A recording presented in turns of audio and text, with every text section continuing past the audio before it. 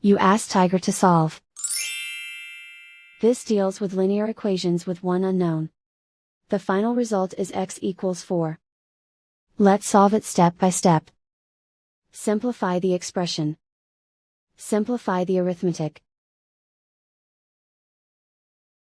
Isolate the x. Divide both sides by -2. Cancel out the negatives. Simplify the fraction. Cancel out the negatives.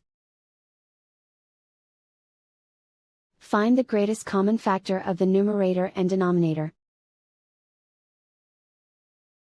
Factor out and cancel the greatest common factor. And so the final result is x equals 4.